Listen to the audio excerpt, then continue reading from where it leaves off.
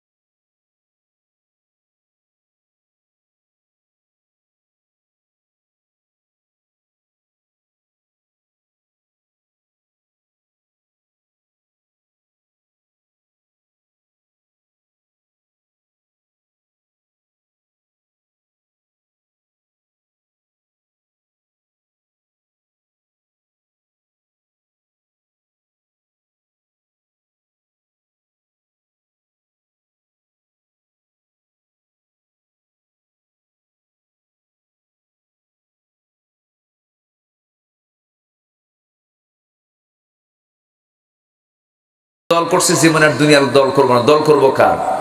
আরো জোরে, আরো জোরে। আল্লাহর দল করতে হবে, দুনিয়ার কোনো দল করা যাবে না। দুনিয়ার দল করবেন তো মরবেন একদম। ও যাবে জাহান্নামে, আপনিও যাবেন জাহান্নামে।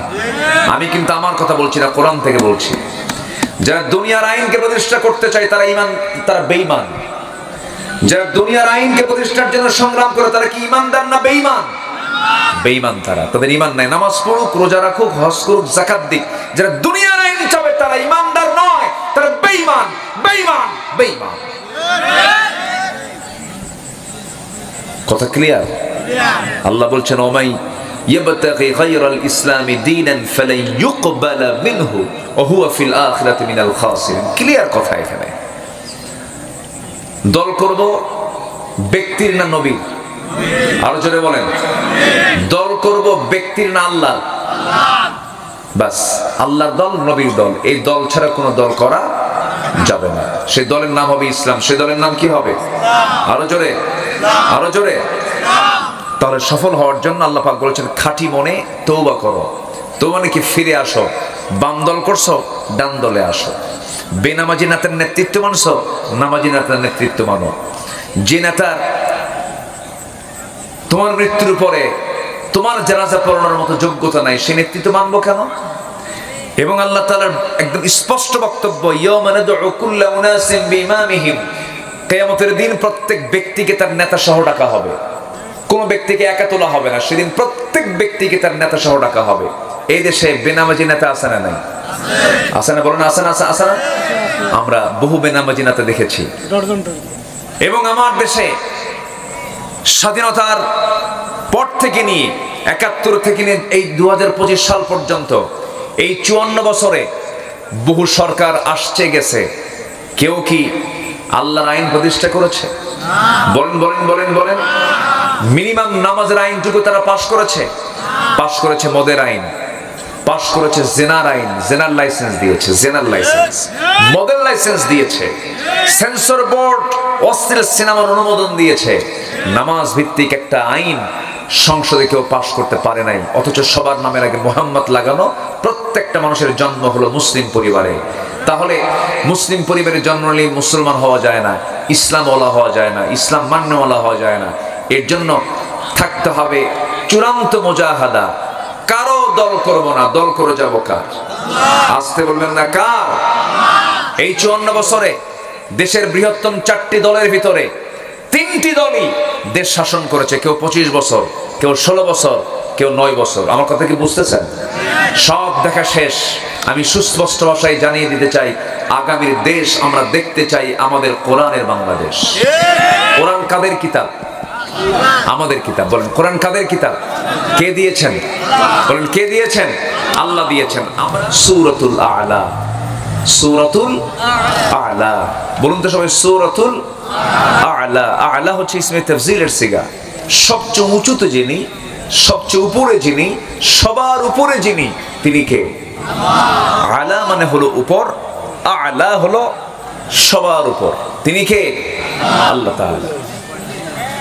আল্লাহ রাব্বুল আলামিন বলেন, সাব্বিহ ইসমা রাব্বিকাল আ'লা আল্লাযী খালাকা ফাসাওয়া ওয়াল্লাযী قدر فهدى والذي أخرج المرعى فجعله غثاء أحوى سنقرئك فلا تنسى إلا ما شاء الله إنه يعلم الجهر وما يخفى جربنا الله أكبر আমার বন্ধুগণ, আল্লাহ তার রাসূলকে লক্ষ্য করে বলছেন, হে রাসূল, আপনি সেই মহান রব যিনি সবার উপরে, সেই রবের নামের আপনি পবিত্রতা ঘোষণা করুন। সবচেয়ে উপরে তিনি আমার কে? বলেন আল্লাহ তাআলা। তিনি তো সেই মহান প্রভু যিনি তার পরিচয় বিভিন্ন জায়গায় দিয়েছেন। এক জায়গায় বলছেন, তাবারাকাল্লাযী জাআলা ফিস সামাই বুরুজাও وجعل فيها سراجا وقمرا منيرا وهو الذي جعل الليل والنهار خلفة لمن أراد أن يذكر أو أراد شكورا আরেক জায়গায় তিনি তার পরিচয় দিচ্ছেন, তিনি কে?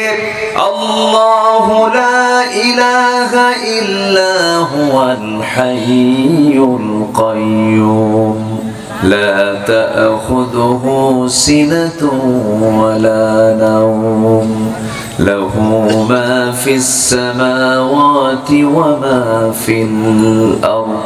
জোরে বলুন আল্লাহু আকবার। সেই মহান রব্বুল আলামিন রাসূলকে লক্ষ্য করে সূরাটা নাযিল করলেন। এখানে প্রথমে আল্লাহ রাব্বুল আলামিন তার নিজের বড়ত্ব প্রকাশ করেছেন, তার মহানত্ব প্রকাশ করেছেন। এরপরে কোন কোন বান্দাগুলো সফল, কোন কোন কাজে বান্দা সফলতা নিশ্চিত করতে পারবে, সেই কাজের তথ্যগুলো রাসূলকে জানায় দিয়ে বলছেন, হে রাসূল, সবাইকে আপনি এটা জানায় দেন। সফল কারা? আল্লাহর দরবারে নাজাত পাবে কারা? আল্লাহর দরবারে কারা পুরস্কৃত হবে? আল্লাহ রাব্বুল আলামিন তার রাসূলকে দিয়ে জানায় দিচ্ছেন সবাইকে। আল্লাহ রাব্বুল আলামিন বলেন, قد أفلح من تزكى وذكر اسم ربه فصلى بل تؤثرون الحياة الدنيا والآخرة خير وأبقى جربنا الله أكبر।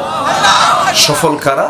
আল্লাহ রাব্বুল আলামিন বলছেন, সেই সফল যার মধ্যে উল্লেখিত আয়াতের ভিতরে 3টা গুণ যার মধ্যে পাওয়া যাবে আল্লাহ পাক তাকে সফল বলেছেন। জোরে বলি সুবহানাল্লাহ। তো এই আফলাহ, মুফলিহুন, তুফলিহুন এর শব্দগুলো কোরআনের বিভিন্ন জায়গায় আল্লাহ পাক উপস্থাপন করেছেন। যেরকম সূরা বাকারার প্রথম দিকে আল্লাহ রাব্বুল আলামিন কয়েকটা আমলের কথা বলি, শেষে বলছেন উলাইকা হুমুল মুফলিহুন, এরা হচ্ছে সফল কাম বান্দা। আবার সূরা মুমিনুনের ভিতরে আল্লাহ রাব্বুল আলামিন শুরুতেই বলছেন কদ আফলাহাল মুমিনুন, মুমিনরাই হলো সফল, যে মুমিনদের ভিতরে 7টা গুণ পাওয়া যাবে। তা আমি এই সফলতার দিকগুলো কি কি এটাও আমি আনার চেষ্টা করব। আর আমরা আজকে আসছি হলো এখানে ওয়াজ শোনার জন্য না সংশোধন হওয়ার জন্য? বলুন, বলেন বলেন বলেন, কি সংশোধন দরকার? আগে বলেন, কি সংশোধন দরকার? নিজের সংশোধন দরকার, আত্মসংশোধন দরকার, নফসের সংশোধন দরকার, নফসের শুদ্ধতা দরকার। আল্লাহ পাক এখানে 3টা কাজের বিনিময়ে আল্লাহ পাক বলছেন তোমার সফলতা নিশ্চিত। এর মধ্যে 1 নম্বর হলো কদ আফলাহা মান তাযাক্কা, সে ব্যক্তি সফল যে তার নিজকে সংশোধন করতে পেরেছে, নফসকে সংশোধন করতে পেরেছে। আচ্ছা, আমার কথা কি সবাই বুঝতে পারছেন? কারো কোনো সমস্যা নাই তো? কিন্তু অনেকে না বলেই কিন্তু যাচ্ছেন, আমি এটা লক্ষ্য করছি। জানি 12টা পার হয়ে গেছে, থাকাও কঠিন। আমি খুব বেশি সময় নেব না, একটু আমাকে সময় দেন। আমি কয়েকটা পয়েন্টকে সামনে রেখে কোরআনের আলোকে মুমিন জীবনে আত্মসংশোধনের, আত্মশুদ্ধির 10টা পন্থা আমি তুলে ধরব। এর মধ্যে যেখান থেকে তেলাওয়াত করেছে এখানে 3টা, আর বাকি আছে 7টা। কোরআনকে সামনে রেখে 10টা পন্থা আমি একটা একটা করে বলবো। শুধু আপনি আলোচনা শুনছেন না, এই আমার আলোচনাটা হোল ওয়ার্ল্ডে চলে যাচ্ছে। এখানে অনলাইন আছে, লাইভ আছে, প্রযুক্তির কল্যাণে ইউটিউবে আগামীকালকে এগুলো আপলোড হয়ে যাবে, কোটি কোটি মানুষের কাছে আলোচনাগুলো চলে যাবে। এই জন্য এই কথাগুলো আমাদের একটু মেপে মেপে হিসাব করে করে, কোরআনের কথা তো আসলে অমাপা বলা যাবে না, আবেগ এমনি একটা কথা বলা যাবে না। আমি একটু পয়েন্ট ভিত্তিক কথাগুলো বলতে চাচ্ছি, কিন্তু সবার কাছে আমি সহযোগিতা চাচ্ছি হলো আমার সঙ্গে সবাইকে শেষ পর্যন্ত থাকতে হবে। সবাই রাজি আছেন তো ইনশাআল্লাহ? একটু আওয়াজ দেবেন ইনশাআল্লাহ। আল্লাহ কবুল করেন, জোরে বলি আমিন। আজকের মাহফিল তো কবরস্থানকে কেন্দ্র করে, তাদের জন্য দোয়া হবে শেষে। এটা একটা অংশ মাহফিলের। আমরা সবাই আন্তরিকতা নিয়ে আমরা এই বরকতময় জায়গায় থাকবো। শুধু মাথায় রাখবেন এটা, যে এই যে মাহফিলে বসে আছেন, এর চাইতে শ্রেষ্ঠ জায়গা, এর চাইতে ভালো কোনো জায়গা এখন আর কোথাও পাবেন না। যেখানে বসলে গুনাহ মাফ হবে, যেখানে বসলে ফেরেশতারা আমার আপনার জন্য দোয়া করতেছে, এই জায়গা ছেড়ে আপনি যাবেন কোথায়? এত বরকত আপনি কোথাও পাবেন না। সম্মানিত ভাইয়েরা, সফলকে নাম্বার 1 হচ্ছে যে নিজেকে সংশোধন করতে পেরেছে, তাজকিয়াতুন নফস, নফসের শুদ্ধতা জানতে পেরেছে। রাজআনা মিনাল জিহাদিল আসগর ইলাল জিহাদিল আকবার। সাহাবীরা, আমরা ছোট জিহাদের ময়দান থেকে আমরা এখন বড় জিহাদের ময়দানের দিকে যাচ্ছি। সাহাবীরা তখন রক্তাক্ত, জিহাদের ময়দান থেকে অস্ত্র হাতে নিয়ে ফিরে আসতেছেন। রাসূল বললেন, ছোট জিহাদের ময়দান থেকে আমরা এখন বড় জিহাদের ময়দানের দিকে যাচ্ছি। সাহাবীরা বললেন, ইয়া রাসূলুল্লাহ, এত বড় রক্তক্ষয়ী সংঘর্ষ, এই যুদ্ধ শেষ করে আমরা আবার কত বড় যুদ্ধের দিকে যাব? রাসূল বলছেন, আল মুজাহিদু মান জাহাদা নাফসা, প্রকৃত মুজাহিদ তো সেই যে তার নফসের বিরুদ্ধে জিহাদ করতে পেরেছে। জোরে বলি সুবহানাল্লাহ। নেতৃত্বের একটা লোভ আছে না নাই বলেন তো? আস্তে কয়, আস্তে কয়। সম্পত্তির অবৈধ কামনা আছে না নাই? আচ্ছা, নারীর সৌন্দর্যের অবৈধ কামনা আছে না নাই? আচ্ছা, আল্লাহ পাক নেতৃত্ব আনতে, নেতৃত্ব নিতে বাধা দেননি, কিন্তু চায়া নেতৃত্ব নিও না। সম্পদ লোভ করতে আল্লাহ পাক মানা করেননি, কিন্তু নিজের সম্পদ কষ্ট করে উপার্জন করো বৈধ পথে, সমস্যা নাই। যৌন কামনাকে আল্লাহ পাক হারাম করেননি। তোমার যৌন কামনা থাকবে, আমি তোমাকে সেই কামনা বাসনা দিয়ে দুনিয়াতে পাঠিয়েছি, কিন্তু অন্যের বউ না নিজের বউ? আস্তে কয়, অন্যের বউ না নিজের বউ? অন্যের বউ হলো পরকীয়া, গুনাহ হয়ে যাবে। আর নিজের বউ যত তাকাবেন তত সওয়াব পাবেন। সুবহানাল্লাহ বলবেন না? আরো জোরে বলেন সুবহানাল্লাহ। আমার বন্ধুগণ, যে ব্যক্তি তার নফসের বিরুদ্ধে জিহাদ করতে পেরেছে সেই তো মহা সফল। নামাজে দাঁড়ালাম, মনে মনে চিন্তা করলাম আমি কমিটির সভাপতি, আমাকে সবাই দেখতেছে আমি নামাজ পড়ি, আমি নামাজ পড়তেছি, আমি দেখানোর জন্য নামাজ পড়লাম। মাহফিলে এসেছি, দান করতে হবে, 10,000 টাকা দান করলাম, আমার নামটা বড় করে বলবেন সবাই যেন জানতে পারে। বড় সমস্যা হয়ে গেল, আমি লোক দেখানোর জন্য দান করলাম। টাকা আছে, হজে গেলাম, 7 লক্ষ টাকা খরচ করে হজ করে দেশে ফেরার পর যখন কেউ তাকে হাজি বলে না, মনটা খারাপ করে বলে, ভাই 7 লক্ষ টাকা খরচ করলাম, হাজি কও না কেন? কি আছে না কেন বলেন? তাহলে আমি হজটা করলাম, হাজি নামটা অর্জন করার জন্য দান করলাম, মানুষ আমাকে দানবীর বললে, এই জন্য আমি দানটা করলাম।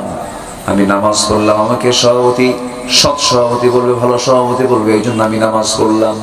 বলুন তো, এই নামাজ যদি ইবাদত, এই হজ যদি ইবাদত, দান সদকা যদি ইবাদত, কিন্তু এই ইবাদতের কোনো পুরস্কার কি আমার আল্লাহর কাছে আছে নাকি? আসতে বলবেন না, আছে নাকি? নাই। যেটাই করতে হবে আল্লাহর জন্য করতে হবে, আল্লাহকে খুশির জন্য করতে হবে। মহান রব্বুল আলামিন বলেন, ইন্না সলাতি ওয়া নুসুকি ওয়া মাহইয়ায়া ওয়া মামাতি লিল্লাহি রাব্বিল আলামিন ইন্নী ওয়াজ্জাহতু ওয়াজহিয়া লিল্লাযী ফাতারাস সামাওয়াতি ওয়াল আরদা হানিফান وما أنا من المشركين জোরে বলুন আল্লাহু আকবার। সবকিছু আল্লাহর জন্য করতে হবে। আমার নবী সাহাবায়ে কেরামকে নিয়ে হিজরত করে মক্কা থেকে মদিনায় চলে এসেছেন। একজন মক্কা থেকে মদিনা পর্যন্ত এসে নবীর সামনে বসে বলে, হুজুর আমি আপনার জন্য হিজরত করেছি।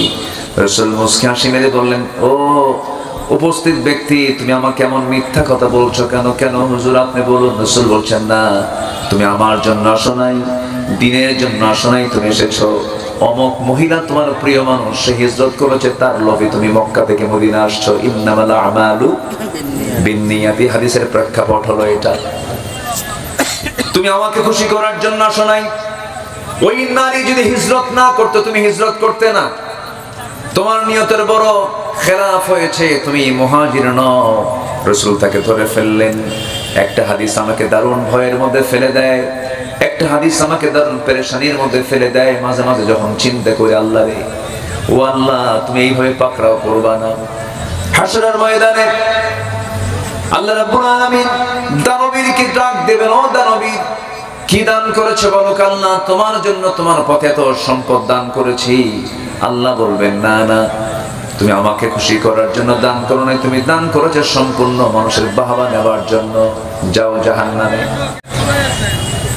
শহীদ সামনে দাঁড়ায় যাবে, আল্লাহ বলবেন, শহীদ তুমি জিহাদে অংশগ্রহণ করে শাহাদাত বরণ করেছো, সবাই জানে, দুনিয়া জানে।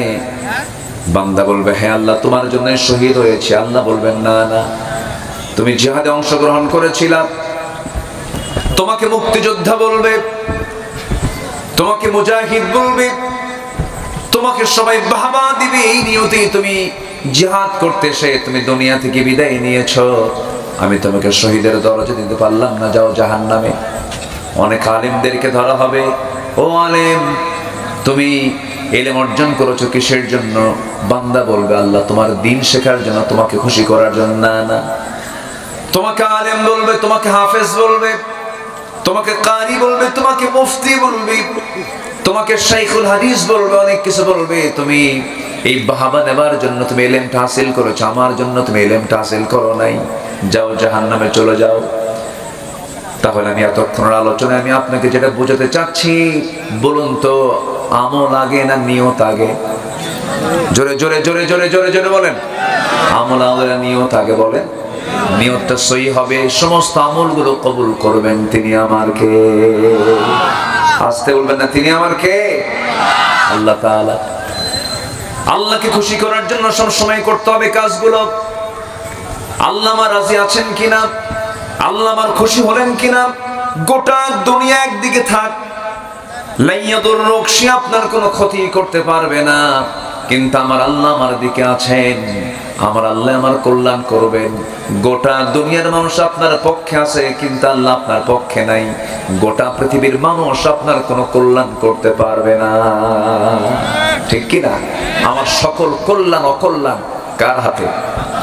আসতে বলবেন না, কার হাতে? আল্লাহর হাতে। এই জন্য নফসের শুদ্ধতা আনতে হবে। নফসের ভিতরে যদি দুনিয়াবি কোনো লক্ষ্য থাকে, আখিরাত কেন্দ্রিক কোনো চিন্তা না থাকে, আল্লাহর খুশি করা যদি কোনো চিন্তা না থাকে, সমস্ত আমলগুলো আমার নষ্ট হয়ে যাবে। আপনি কি জানেন বহু মুসল্লি নামাজ পড়ার পরও জাহান্নামে চলে যাবে? আল্লাহ রাব্বুল আলামিন সূরা মাউনের ভিতরে বলেন, যারা পারেন ঠোঁট মিলিয়ে বলুন, فويل للمصلين الذين هم عن صلاتهم ساهون الذين هم يراءون ويمنعون الماعون। ওই সমস্ত মুসল্লির জন্য ওয়াইল, ওই সমস্ত মুসল্লির জন্য ধ্বংস। ওয়াইল নামক দোজখ তাদের জন্য বরাদ্দ আছে যারা অবহেলা করে নামাজ পড়ে, যারা লোক দেখানো নামাজ পড়ে। তাহলে এখানেও নামাজটা হতে হবে কার জন্য? আসতে বলবেন না, কার জন্য? আল্লাহর জন্য হতে হবে। সফল কোন মুসল্লি? আল্লাহ রাব্বুল আলামিন বলেন, قد أفلح المؤمنون الذين هم في صلاتهم خاشعون والذين هم عن اللغو معرضون والذين هم للزكاة فاعلون والذين هم لفروجهم حافظون والذين هم لأماناتهم وعهدهم راعون والذين هم على صلواتهم يحافظون أولئك هم الوارثون الذين يرثون الفردوس هم فيها خالدون। জোরে বলুন আল্লাহু আকবার। 7 কাজের সফলতা কয় কাজে বলেন? আজ ধরো না, কয় কাজের সফলতা? 7 কাজের সফলতা। সংশোধন হওয়ার জন্য, নিজের জীবনকে পরিবর্তন করে নেবার জন্য, জান্নাতের গ্যারান্টি নিশ্চিতভাবে দুনিয়াতে পাওয়ার জন্য আমাকে আপনাকে 7টা কাজ করেই আমাকে সংশোধন হতে হবে। নাম্বার 1 হলো নামাজকে দেখানো না আল্লাহকে খুশি করা? জোরে বলেন, জোরে বলেন। আল্লাহকে খুশি করার জন্য করতে হবে নামাজ। যারা মনোযোগের সঙ্গে যারা নামাজ পড়বে, খুশুর সঙ্গে যারা নামাজ পড়বে, তারা হলো সফল। নামাজের মধ্যে তাড়াহুড়ো করা যাবে না। এই যে মাহফিলে বসে আছি, তাড়াহুড়ো করা যাবে না। তাড়াহুড়ো করা মানেই হলো সে আমলটা বরবাদ হয়ে যাওয়া, সে আমলটা নষ্ট হয়ে যাওয়া। দেখবেন কিছু কিছু মুসল্লি আছে মসজিদে সবার পরে যায়, আবার সবার আগে বের হয়ে আসে। আছে না, এরকম আছে না?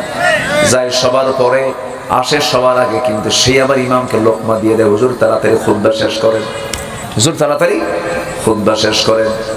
কিন্তু যে ইমানদার হবে, যে প্রকৃত নামাজি হবে, তার কাছে যখন নামাজ এসে যখন দাঁড়ায় যাবে, তার কাছে মনে হবে নামাজ যদি একটু লম্বা হতো, আমি আল্লাহর সঙ্গে বেশি লম্বা সময় কথা বলতে পারতাম। গত 2 বছর আগে রমজান মাসে মদিনা মুনাওয়ারায় তারাবির পরে এবং ফজর আগ দিয়ে কিয়ামুল লাইল সেখানে হয়। কিয়ামুল লাইল রাতের নামাজ হয় জামাতের সাথে। সেই রাত্রে আমি ওই ইমামের পেছনে, যে ইমামের বয়স 90 বছর প্রায়, তিনি রাসূলের সেই মদিনার মসজিদে তিনি নামাজ পড়ানো শুরু করলেন। কিয়ামুল লাইল 2 রাকাত নামাজ শেষ করেছেন। সময় লেগেছে প্রায় 39 থেকে 40 মিনিট। আল্লাহু আকবার বলেন। কি ধৈর্যের দরকার আছে না নাই? 2 রাকাত নামাজ কয় মিনিট বলেন? 40 মিনিট। যদি আমার দেশের কোন ইমাম যদি এরকম 2 রাকাত নামাজ পড়তে নিয়ে, নফল বাদ দেন, ধরেন ফজরের ফরজ নামাজ যদি 40 মিনিট ধরে যদি ফজর নামাজ পড়ে, বলেন তো মুসল্লি কি করবে? প্রথম রাকাতেই সারি চলে যায়। হ্যাঁ, হয়তো নামাজটা কোনো মতো শেষ করবে, নামাজের মধ্যে তার কিছু বলার কায়দা নেই, নামাজ শেষ হওয়ার মাত্র বলবে হুজুর আপনার তো কাম নাই, আমাদের কাম আছে, টোপলা বান্ধেন চাকরি আউট। আমার কথা কি বুঝতেছেন?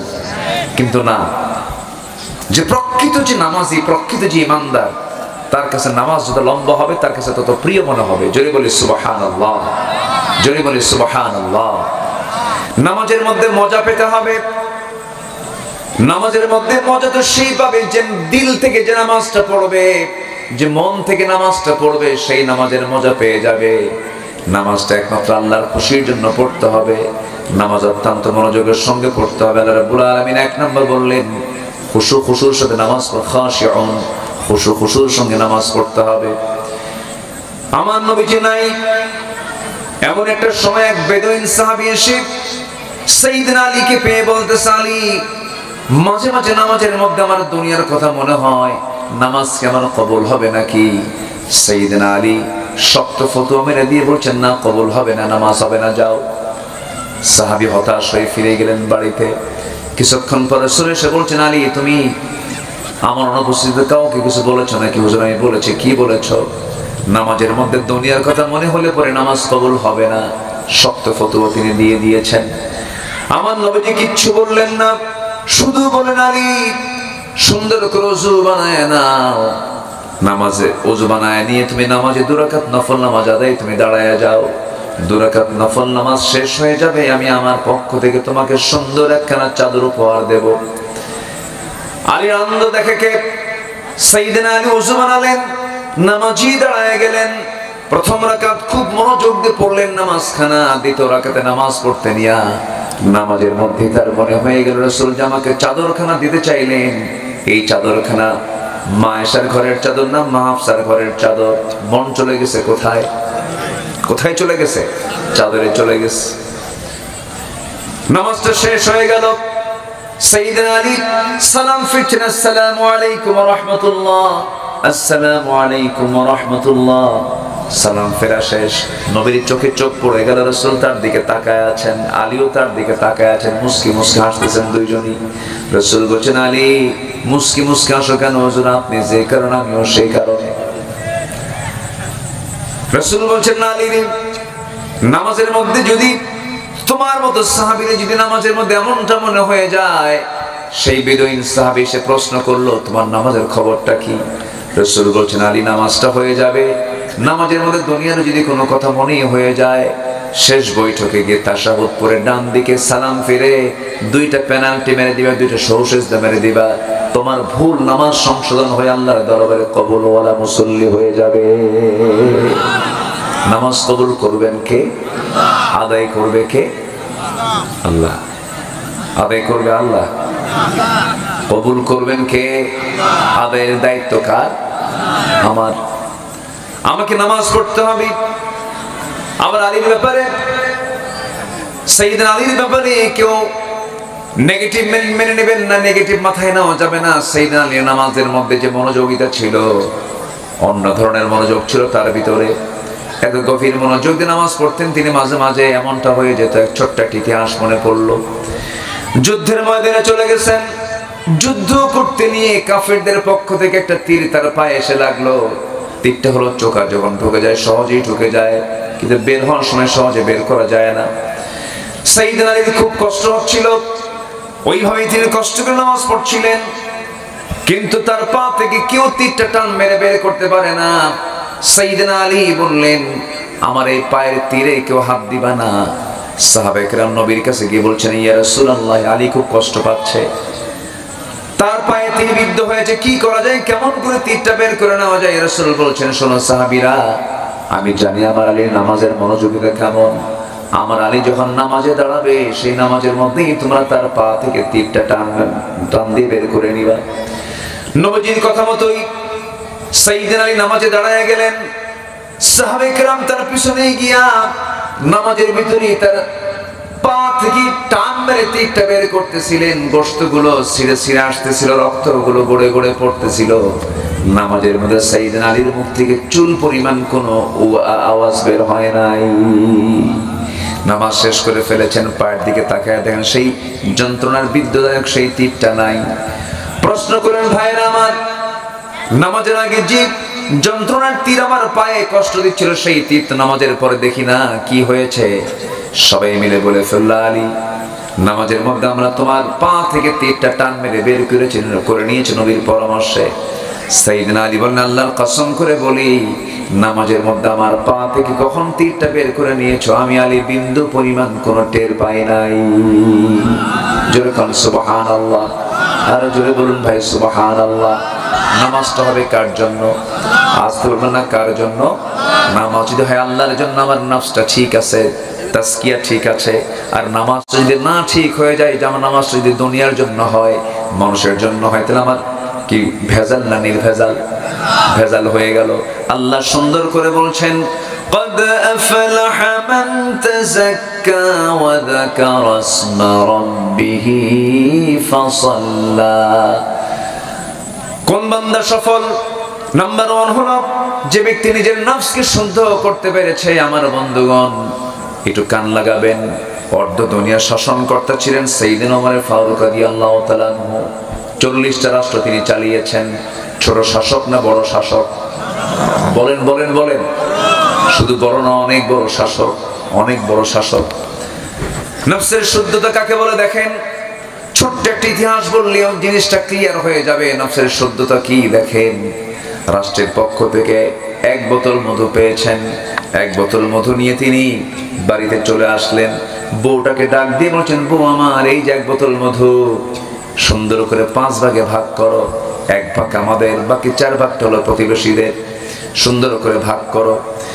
স্ত্রী হাতে দেওয়ার 1 মিনিট যেতে না যেতে হঠাৎ করে তিনি বলে ফেলছেন, আমার স্ত্রী মনক্ষুণ্ণ হইও না, আমি তোমাকে মধুভাগের দায়িত্ব দিতে পারলাম না। বলুন তো কোন স্বামী যদি স্ত্রীর সঙ্গে এমনটা আচরণ করে লাগবে কিনা? অনেকে চুপ করে আসছে, মনে হয় সবার বউ মনে হয় রাবিয়া বসছে।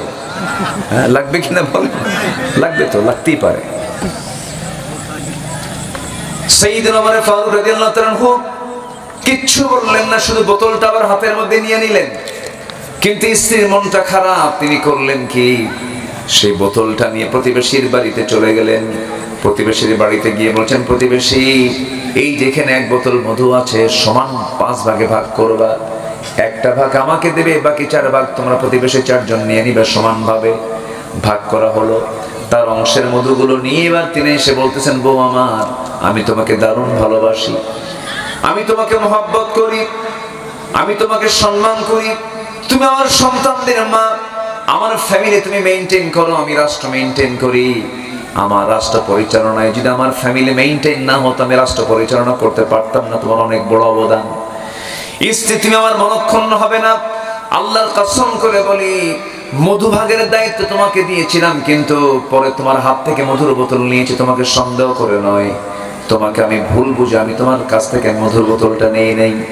আমি মধুর বোতল নেওয়ার কারণ হলো তুমি সমান ভাগেই ভাগ করবে, কিন্তু একটু কম বেশি অসমান আছে। সেটা হলো মধু হলো তরল জিনিস, যখন তুমি ভাগ করতে যাবে সমান ভাগই ভাগ করলে, কিন্তু ভাগ করার সময় 2-1 ফোঁটা মধু তোমার হাতে লেগে যাবে। ওই 2-1 ফোঁটা মধু হাতে লেগে যাক, এতটুকু মধু আমাদের ভাগে বেশি চলে আসুক এটা চাই নাই মনে করে মধুভাগের দায়িত্বটা নিজের কাঁধে না নিয়ে আমরা অন্যের কাঁধে দিয়ে দিয়েছি। একটু আস্তে করুন সুবহানাল্লাহ, জোরে বলুন সুবহানাল্লাহ। এটাই হলো তাজকিয়াতুন নফস। এটা কি তাজকিয়াতুন নফস? রাদিয়াল্লাহু তাআলা একদিন ঘোড়া কিনতে গেছেন। এখন মানুষ হুন্ডা কিনতে যায়। কি কিনতে যায়? হুন্ডা কিনতে যায়। তিনি কি কিনতে গেছেন? ঘোড়া। ঘোড়া কিনতে যায়, লেনদেন হয়ে গেছে, কথাবার্তা হয়ে গেছে, কমিটমেন্ট হয়ে গেছে, কেনা বেচার যে চুক্তি এটা হয়ে গেছে। দাম দর ঠিক করে ঘোড়ার লাগামটা হাতে নিয়ে টাকাটা বুঝাইয়া দিয়ে তিনি ঘোড়ার পিঠে চড়ে বাড়ির দিকে ফেরত আসতেছিলেন। কয়েক মাইল যেতে না যেতেই ঘোড়ার 4টা পা অচল হয়ে গেছে। 4 পা যখন অচল হয়ে গেছে, সাইয়েদনা ওমর ফারুকের রাগ, চূড়ান্ত রাগ উঠে গেছে। রেগে গিয়ে খেপে গিয়ে ওই ঘোড়াওয়ালার কাছে এসে বলছেন, ঘোড়া বিক্রেতার কাছে এসে বলছেন, ঘোড়া বিক্রেতা আমি এই ঘোড়াটা নেব না, কারণ এই ঘোড়াটা তুমি আমাকে অসুস্থ ঘোড়া দিয়েছ, অচল ঘোড়া দিয়েছ। ঘোড়া বিক্রেতা বলছেন, না আমি আপনাকে অচল ঘোড়া দেই না, আমি আপনাকে সুস্থ ঘোড়া দিয়েছি, কিন্তু আপনার মালিকানা যাওয়ার পর অসুস্থ হয়ে পড়ছে, আমি এই ঘোড়া ফেরত নেব না। ওমর ফারুক বলছেন তোমাকে ফেরত নিতে হবে, না ফেরত নেব না। দুইজন তর্কাতর্কির এক পর্যায়ে সাইয়েদনা ওমর ফারুক বলছেন তোমাকে ফেরত নিতে হবে। ঘোড়া বিক্রেতা বলতেছেন না না আমি ঘোড়া ফেরত নেব না, প্রয়োজন আদালত পর্যন্ত যাব। চলুন আমরা আদালতে ধর্ণা দিই, আদালতের ফয়সালা চূড়ান্ত ফয়সালা। সামান্য একজন ঘোড়া বিক্রেতা একজন শাসনকর্তার বিরুদ্ধে আদালত দেখাচ্ছে।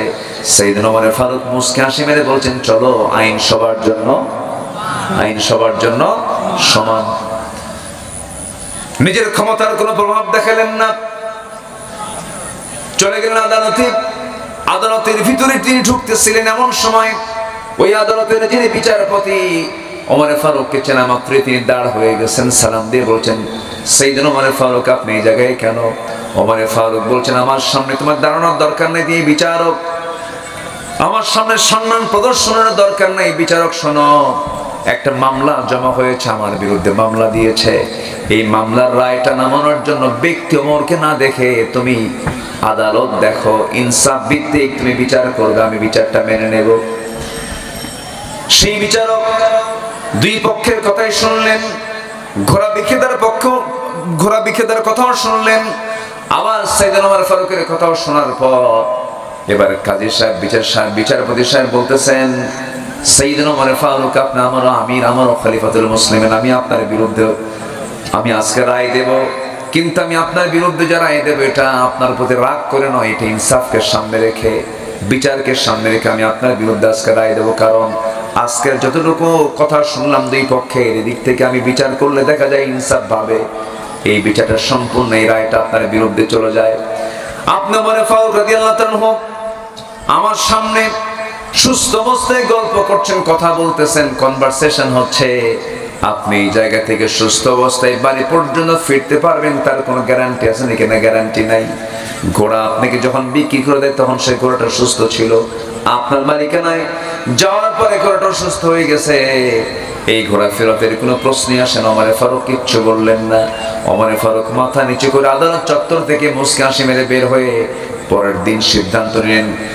পরের দিন সমস্ত সদস্যদেরকে ডাক দিয়ে, মাজলিসে শুরাকে ডাক দিয়ে চূড়ান্ত সিদ্ধান্ত জানায় দিলেন যে বিচারপতি আমি ওমর আমার বিরুদ্ধে রায় দিতে পারে, সে সাহসী বিচারপতি, যার নফসের শুদ্ধতা আছে, আমি তাকে লোকাল বিচারপতি থেকে তাকে জাতীয় বিচারপতির পদ দিয়ে দিলাম। জোরকান সুবহানাল্লাহ। তাজকিয়াতুন নফস, নফসের শুদ্ধতা, অহংকার থাকা যাবে না, হিংসা থাকা যাবে না, এগুলো হচ্ছে নফসের রোগ। অহংকার হিংসা এগুলো তো নাই মনে হয়, আসতে বলে আছে না নাই? এগুলোকে বাদ দিতে হবে। আল্লাহ রাব্বুল আলামিন বলেন قد أفلح من تزكى وذكر اسم ربه فصلى। নাম্বার 2 হলো যারা আল্লাহর নামের জিকির করবে, আমাদের মুখে জিকিরটা থাকবে কার? আসতে বলেন জিকিরটা থাকবে কার? এই জিহ্বাটা ভিজায় রেখেছেন যিনি, তিনি আমার কে বলেন? আল্লাহ তাআলা। আমি কষ্ট দিচ্ছি আপনাদেরকে, আমি উঠেছি অসময়ে, তো অনেক রাত হয়ে গেছে, আমার মনে হয় শেষ করলেই ভালো হয় নাকি?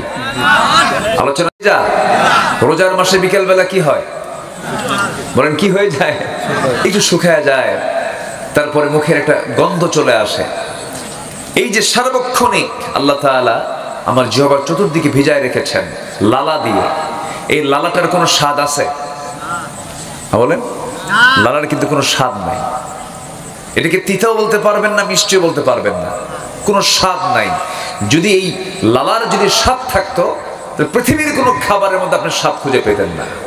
যেরকম সুবহানাল্লাহ, এই লালাটা দিয়েছেন বান্দা তুমি যেন ভালো করে কথা বলতে পারো, ভালো করে যেন প্রত্যেকটা খাবারের স্বাদ নিতে পারো। সুবহানাল্লাহ বলবেন না? তাহলে যে আল্লাহ তাআলা আমার 24 ঘন্টা আমার মুখের মধ্যে লালা তৈরি করে দিয়ে আমার খাবারে আমার কথায় যিনি সচল রেখেছেন আমার এই জিহ্বা, এই জিহ্বা যিনি আমাকে ভিজায় রেখেছেন, সবার আগে জিকির হবে কার জিকির? ওয়া যাকারা ইসমা রাব্বিহি ফাসাল্লা। এরপর আল্লাহ তাআলা আমার যে কান বানিয়ে দিয়েছেন, কানের ভিতরে কি ইয়ার ওয়াক্স, কানের মধ্যে কিছু ময়লা থাকে, এলাকে কি বলে? কি বলে? খোল। খোল আবার কি? খোল তো যে গরুকে খাবার খাওয়ায়, যেটা দেখা যায় খোল। কানের কি? কানেরও খোল। কাম সারসা, আচ্ছা কানের খোল অর্থাৎ ইয়ারওয়াক্স, এটা যে কানের ভিতরে যে ময়লাটা থাকে এই ময়লাটার দরকার আছে না নাই বলেন তো? আচ্ছা এই ময়লাটা কখনো আপনার স্বাদ নিয়েছেন কিনা? এটা কি মিষ্টি না তিতা? হ্যাঁ, একজন কিছু ভটকা, এটা তিক্ত, এটা তিক্ততা, এটার মধ্যে কোনো মিষ্টি নাই।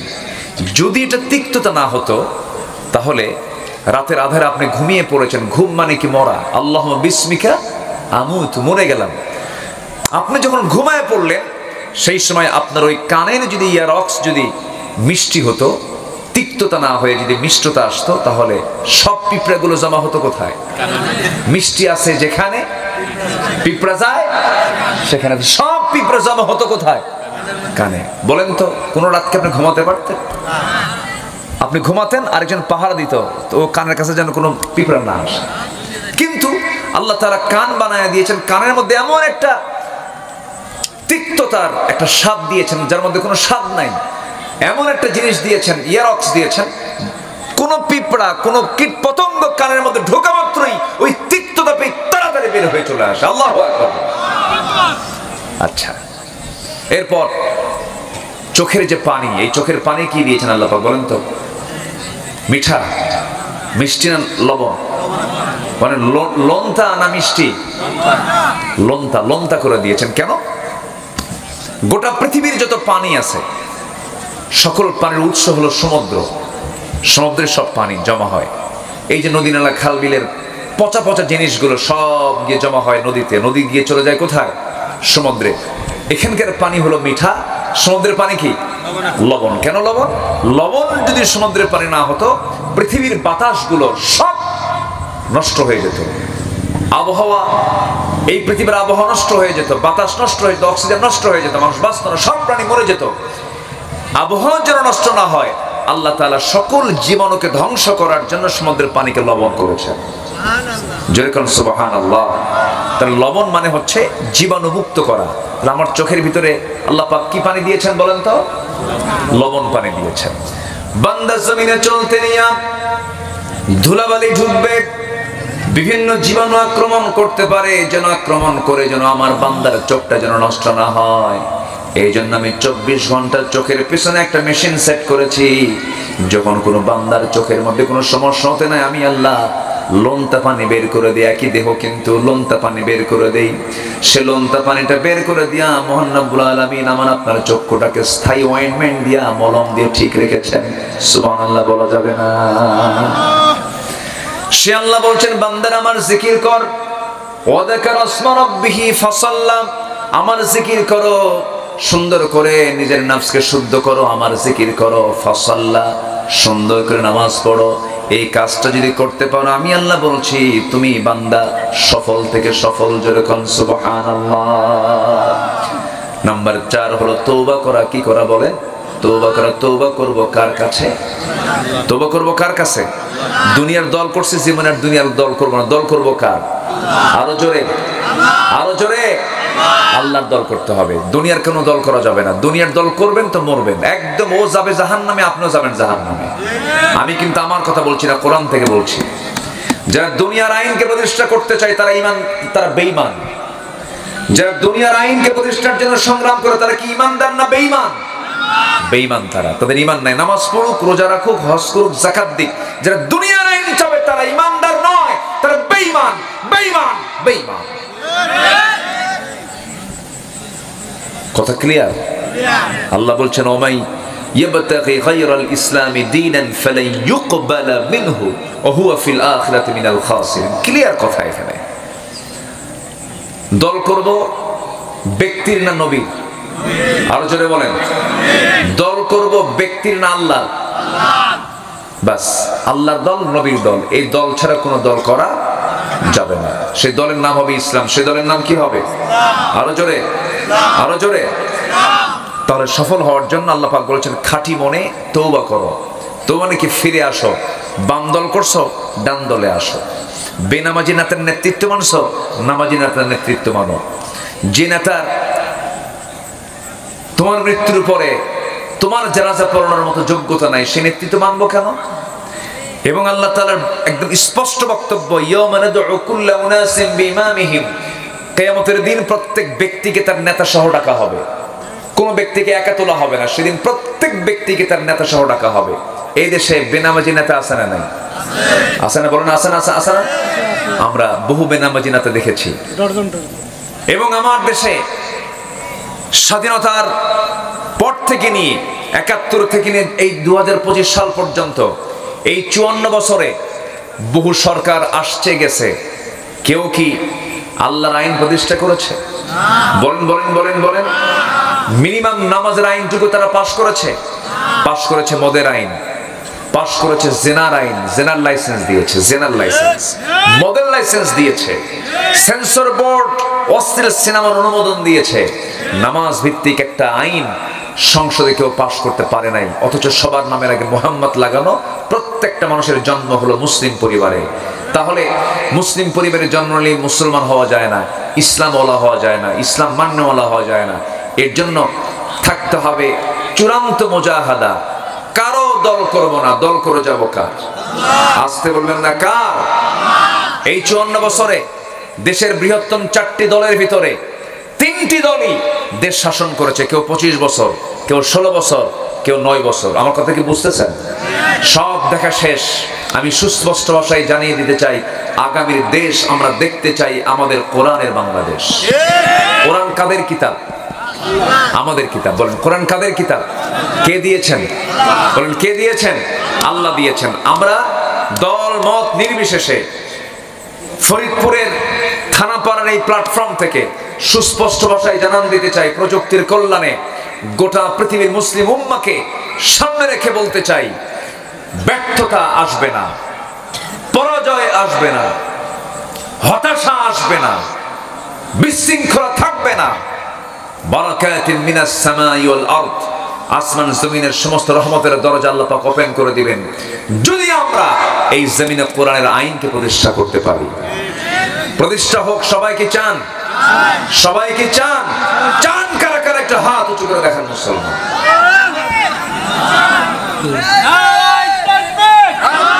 তাকবীর। কোরআন আছে যেখানে, কোরআন আল কোরআনের আলো, আলেম ওলামা যেখানে, আমার নেতা তোমার নেতা। আল্লাহ কবুল করুন, আল্লাহ কবুল করুন, আল্লাহ কবুল করুন। অনেক রাত হয়েছে। আজকের মাহফিলের বরেণ্য একজন মেহমান ছিলেন। জি, আমাদের শ্রদ্ধেয়, আমার অত্যন্ত প্রিয় ভাই মুফতি বজলুর রশিদ মিয়া। উনি একটু বয়স্ক হয়ে গেছেন, বয়সও হয়ে গেছে। ডায়াবেটিসের মাত্রাটা একদম উচ্চ মাত্রায় চলে গেছে। উনি বিছানা থেকে উঠতে পারছেন না। উনি অসুস্থতার কারণে উনি আসতে পারেন নাই। আমি নিজেও আজ থেকে ৬-৭ দিন আগে আমার দেহে ছোট্ট একটা অস্ত্রোপচার হয়েছে। আমরা অসুস্থ হলেও বিশ্বাস করে না, হুজুর আবার অসুস্থ হয়। আমরা তার কাছ থেকে পানি পড়া নেই, হুজুর ফু দিয়ে দেয়, সে হুজুর আবার অসুস্থ হবে, এটা কেমন কথা? অনেকদিন আগে ছোট্ট একটা ছেলে ৭ থেকে ৮ বছর বয়স আমাকে দেখে বলে, হুজুর ভাবছিলাম হুজুররা ভালো মানুষ, কিন্তু হুজুররা ভালো মানুষ না। কেন? হুজুররা বিয়ে করে, আবার হুজুরদের বাচ্চা কাচ্চা হয়। কি কথা কি বুঝতেছেন? আমাদেরকে মানুষ একটু ভিন্ন ভাবে দেখতে চায়, কিন্তু না, আপনিও মানুষ, আমিও মানুষ। উনি আসতে পারেন নাই। আমরা দোয়া করি আল্লাহ পাক তাকে সেহাতে কুল্লিয়া দান করুন। জোরে বলি আল্লাহুম্মা আমিন। জি, সম্মানিত ভাইয়েরা, আমি ওনার মুখ থেকে একটা কথা শুনেছি, একটা ইঙ্গিত দিয়েছেন। আমি ব্যাখ্যায় যেতে চাই না, শুধু এতটুকু বলবো, আমি সূরা আলে ইমরানের 2টা আয়াতকে আমরা একটু গবেষণা করলে সব জবাব পেয়ে যাব। এক কথা, আমাকে যখন কবরে নেওয়া হবে, কবরে নিলেই আমাকে 3টে প্রশ্ন করা হবে। মার রাব্বুক, তোমার আইনদাতাকে? আমার আইনদাতাকে বলেন তো? আল্লাহ। আচ্ছা, ওমা দীনুক, তোমার দিন কি? দিন মানে কি বলেন? দিন মানে হলো জীবন বিধান। বলেন দিন মানে কি বলেন? জীবন বিধান। তোমার জীবন বিধানটা কি? তোমার কনস্টিটিউশনটা কি? সেকুলারিজম, ন্যাশনালিজম, ক্যাপিটালিজম, সোশিয়ালিজম না ইসলামিজম? ইসলাম কিনা বলো? হ্যাঁ, আমার মতবাদ, আমার দিন হচ্ছে ইসলাম, দিনিয়াল ইসলাম। আর যদি তা না হয় তাহলে বলতে হবে দিনিয়াল কি? ন্যাশনালিজম, ক্যাপিটালিজম, পুঁজিবাদ, ধর্মের নিরপেক্ষ মতবাদ, এগুলো চলে আসবে। পৃথিবীতে ইসলাম ছাড়া 70 থেকে 80টি মানব রচিত মতবাদ আছে, 70 থেকে 80টা। আমেরিকা পুঁজিবাদী চেতনা, রাশিয়া সমাজতান্ত্রিক চেতনা আছে, অর্থনীতি আছে, এমন কিছু নাই যা বাদ পড়েছে। কিন্তু কোরআনের কি একটা আইন, একটা বিধান কি সমাজে চালু আছে? নাই। সম্মানিত ভাইয়েরা, এটাকে আমাদের মাথায় নিয়ে আসতে হবে। আমি জমিতে ধান লাগাবো, আমি চাষি, আমার ধান আমি পাবো কিনা, বন্যা হয় কিনা, এই চিন্তা করলে কি চাষি কোনোদিন ধান লাগাতে পারবে? আমার বিজয় হোক আর না হোক, আমার দলে কম লোক হোক আর বেশি লোক হোক, এগুলো আমার দেখার বিষয় না। ইউকতাল আও ইয়াগলিব ফাসাউফা নুতিহি আজরান আযীমা। বিজয় হোক অথবা পরাজিত হোক, আমি তোমাকে বিজয় দান করব, আমি তোমাকে পুরস্কার দিয়ে দেবো। আল্লাহর পুরস্কার তো আমাদের সব মূল টার্গেট হচ্ছে জান্নাত পাওয়া। এই জন্য আসুন আমাদের চেতনাকে পরিষ্কার করি, আমাদের আকীদাকে, আমাদের বিশ্বাসকে আমরা পরিষ্কার করে ফেলি। তাজকিয়াতুন নফস সব জায়গায় হয়ে যাক। আল্লাহ পাক আমাদের কবুল করুন, জোরে বলি আমিন। অনেকগুলো দান এখানে এসেছে। থানাপাড়া জান্নাতুল বাকি কবরস্থান, আজাদ ভাই নামে একজন ভাই দিয়েছেন 1000 টাকা। কেউ যাবেন না, আমরা একসঙ্গে দোয়া করে যাব। মনি ভাই দিয়েছেন, আমজাদ হোসেন ভাই দিয়েছেন, সবুর খান দিয়েছেন, রিয়াজ ভাই দিয়েছেন, অলিউল্লাহ দিয়েছেন, মারফত দিয়েছেন, রহিম ভাই দিয়েছেন, ইসরাফিল ভাই দিয়েছেন। বসেন। মাহবুব ভাই, মারিয়াম না, মেরি, আচ্ছা মেরি তো মারিয়াম নাকি, ইংরেজিতে মেরি, আচ্ছা আলহামদুলিল্লাহ। নুরুল ইসলাম তিনি দিয়েছেন, তারপরে রমজান আলী ভাই দিয়েছেন বেনামি 1000, আর MSS কামসার, সেটা কি নাম, কোম্পানি, আচ্ছা। তারপরে লিটন ভাই দিয়েছেন, শাকিল আহমদ ভাই দিয়েছেন, বেনামি দিয়েছেন, বেনামি একজন, এরকম মাহমুদ মন্ডল ভাই দিয়েছেন। সবাই 1000, 1200, 1500, 2000, 5000 করে দিয়েছেন। আমিনুল মন্ডল যদি কেউ দিতে চান দিবেন ইনশাআল্লাহ। আপনি সবার দানকে তুমি আল্লাহ কবুল করো, জোরে বলি আল্লাহুম্মা আমিন।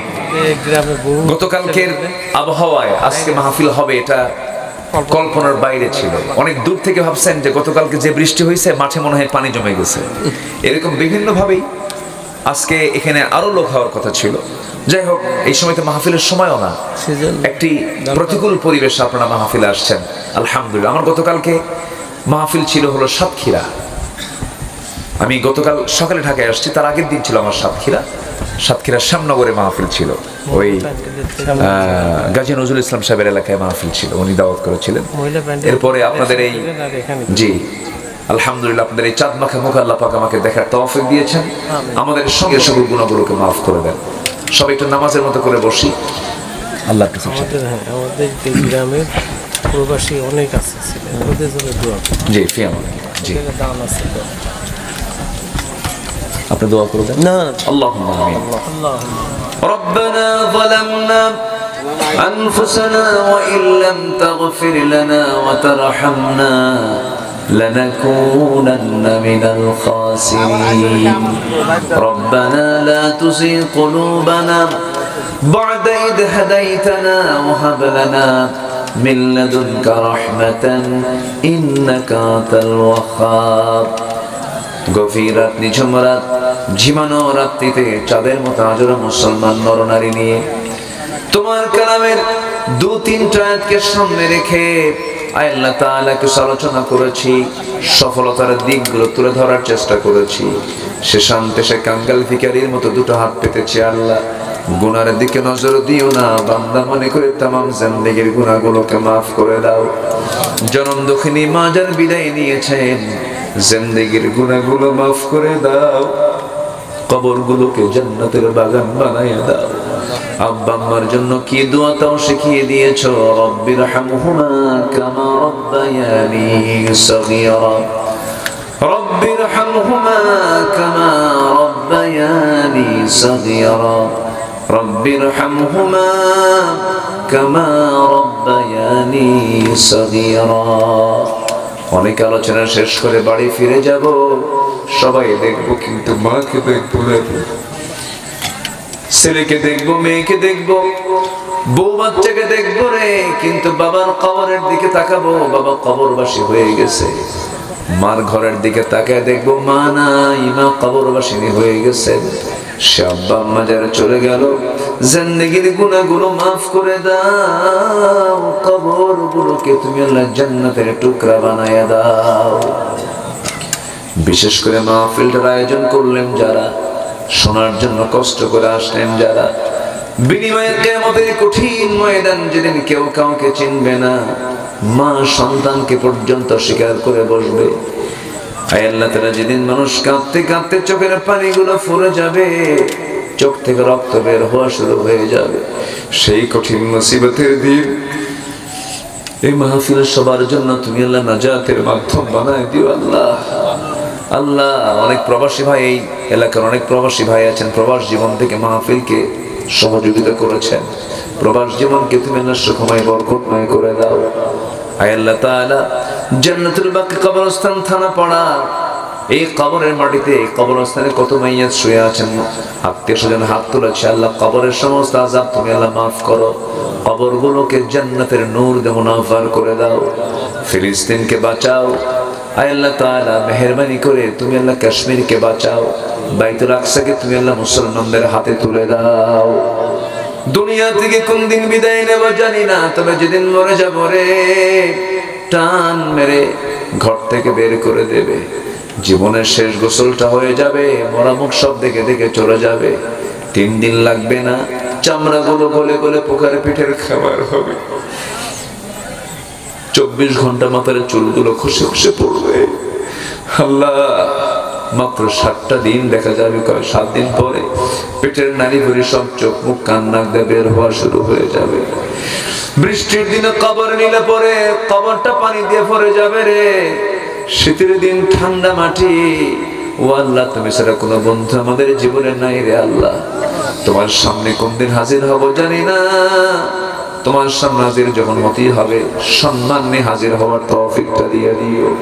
মওতের সময় জবানে জারি করে দিও কালো যে কালিমা তাইয়্যিবা লা ইলাহা ইল্লাল্লাহ মুহাম্মাদুর রাসূলুল্লাহ। আসসালামু আলাইকুম ওয়া রাহমাতুল্লাহি ওয়া বারাকাতুহু।